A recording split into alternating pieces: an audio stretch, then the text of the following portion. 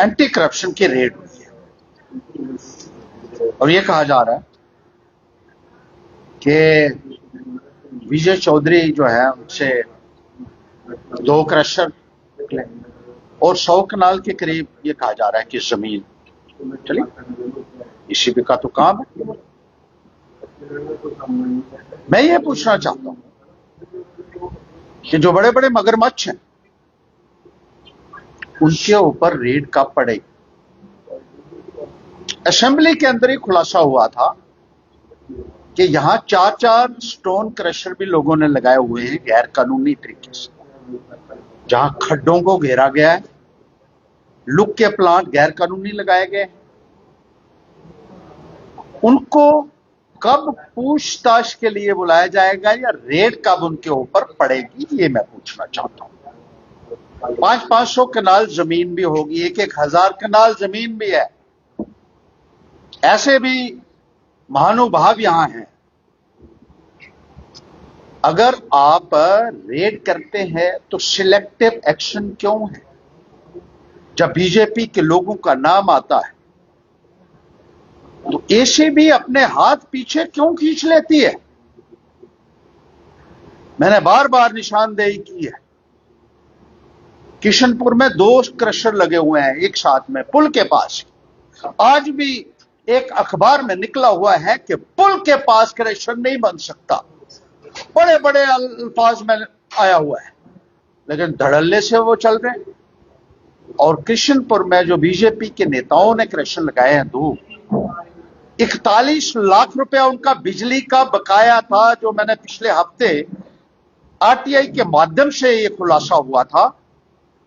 41 लाख, एक गरीब आदमी अगर 500 रुपया नहीं देता है बिजली का, उसकी क्या हालत होती है आपको इस सबको पता है। लेकिन नहीं, 41 लाख रुपया जो है इन लोगों ने लिया है। जीएसटी ये लोग नहीं दे रहे हैं। जगह जगह क्रशर लगे हुए हैं। यहां से जम्मू से आप अखनूर की तरफ जाओ तो खड्डों में जो है पूरी खाली कर दी गई। चिनैनी में बाई में एक क्रशर लगा हुआ है, क्योंकि बीजेपी के साथ वाबस्ता है इसलिए कोई पूछने वाला नहीं है। चुलियार है जहां शुद्ध महादेव के पास एक लुक का प्लांट मंदिर के साथ ही लगा हुआ है और लोगों की बस्ती के अंदर लगा हुआ है, जहां लोग रहते हैं।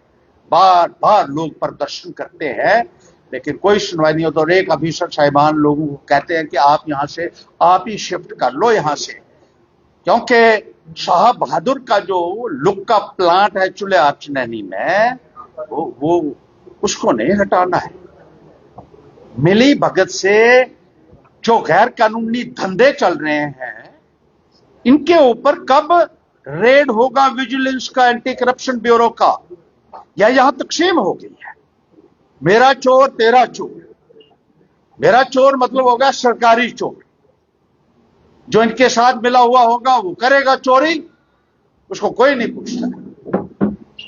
और जो दूसरा कहीं से जिसका कोई वसीला नहीं है या अपोजिशन का आदमी, उसको पकड़ के, या इनकन्वीनियंट है उसको पकड़ के उसके ऊपर रेड भी डल जाती है और कार्रवाई भी हो जाती है। बड़ी विडंबना है।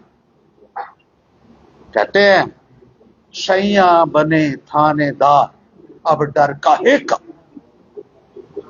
दिल्ली में इनके नेता बैठे हुए हैं, वो तो कहते हैं वो तो बायोलॉजिकल नहीं है इसलिए उनके ऊपर तो कानून नहीं लागू होता। लेकिन ये जो लोग हैं ये थोड़े टपके हैं आसमान से, ये जो नेता यहां हैं और जो धड़ल्ले से गैर कानूनी धंधे को यहां अंजाम दे रहे हैं। जमीनें सरकारी इन लोगों ने घेरी हैं, फॉरेस्ट लैंड्स इन लोगों ने घेरी हैं, जिसका खुलासा बार बार होता है, लेकिन अभी तक उनके गले में वो फंदा नहीं डला है जो होना चाहिए। जेएंडके बैंक को भी इन लोगों ने लूटा, एनपीए डिक्लेयर करवाए अपने, इनके ऊपर कोई कार्रवाई नहीं।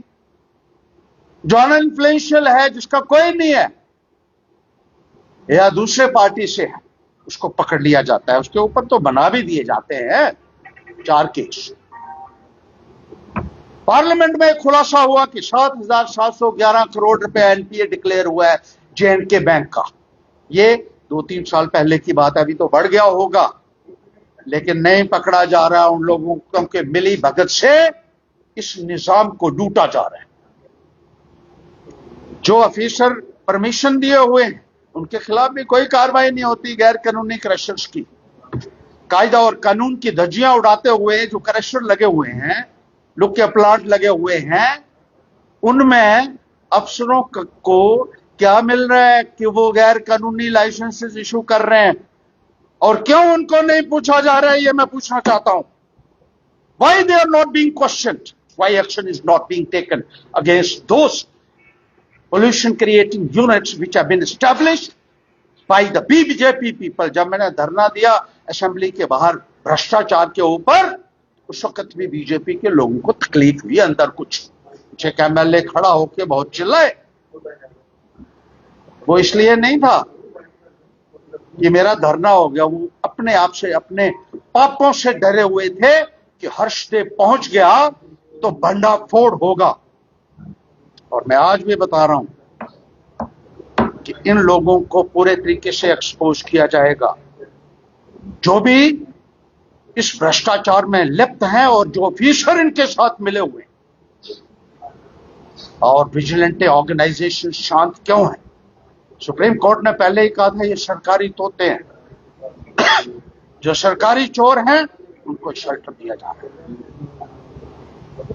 ये दोगली नीति नहीं चलेगी, याद रखिएगा। तो आपको नहीं लगता है कि ये दोगली नीति नहीं चलेगी? आपको नहीं लगता है कि ये सिलेक्टिव अप्रोच, आपसे बात ये सिलेक्टिव अप्रोच है? देखिए, एक आदमी पे ऊपर एक्शन हुआ, 2 क्रशर वाले के ऊपर तो हो गया है, 4 वाले के ऊपर क्यों नहीं हुआ भाई? 100 कनाल उसकी है तो 500 कनाल वाले कब्जे वाले हैं। मैं ये कहता हूं, जो भी चोरी करता है, जो भी गलत करता है, उसके खिलाफ कार्रवाई होनी चाहिए। और असेंबली के अंदर क्या कह रहे हैं, इसके ऊपर एफआईआर लगी है, जनाब इसने 144 तोड़ा था, अभी तक इसका अंदर नहीं किया गया। तुम सारी रियासत को लूट लो अपने बाप का माल समझकर, आपके ऊपर कोई कार्रवाई नहीं होगी। इसने 144 तोड़ा था, आजकल 163 बोलते हैं उसको, बीएनएसएस का जो कानून अभी तक नहीं पकड़ा गया। इसको तो पकड़ लेना चाहिए। अगर इसको नहीं पकड़ा गया तो ये हमारी पोल खोल देगा, भंडाफोड़ कर देगा, तो वो तो करेगा डंके की चोट पे हर्षदेव। ये बात याद रखिएगा, बेईमानों को किसी भी कीमत पर बख्शा नहीं जाएगा। आप जितनी मर्जी धमकियां मुझे देते रहो, मुझे फर्क नहीं पड़ता है। मैं कल नहीं रहूंगा, मैंने फौज तैयार की हुई है बेईमानों के साथ लड़ने के लिए, जो और भी ज्यादा घातक होगी, और पूरी शिद्दत के साथ इन भ्रष्टाचारियों के साथ लड़ाई लड़ेगी।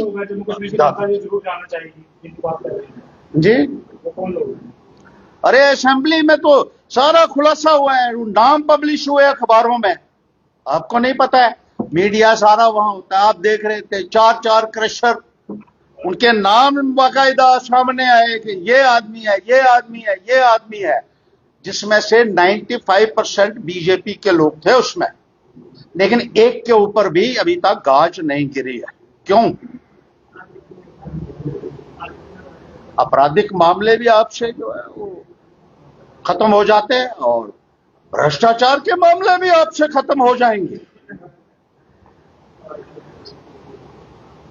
ये दोहरी नीति है, सिलेक्टिव अप्रोच नहीं होनी चाहिए। सब बेईमानों को इकट्ठा करो। जब आपकी सरकार जाएगी तो आप भाई साहब जेल तो जाओगे ही, लेकिन अगर इन्वेस्टिगेटिंग एजेंसी सही है तो सबके खिलाफ, इनके खिलाफ कार्रवाई होनी चाहिए। सरकारी जमीन घेरने वाले के ऊपर भी, फॉरेस्ट लैंड घेरने वाले के ऊपर भी, गैर कानूनी क्रशर लगाने वाले के ऊपर भी। कानून सबके लिए एक होता है। ये पहली बार हमने देखा है कि आपका चोर है तो उसको पुलिस छूट है, और दूसरा है उसके पीछे आप लगेंगे, और नहीं भी होगा तब भी कुछ ना कुछ बनेगा।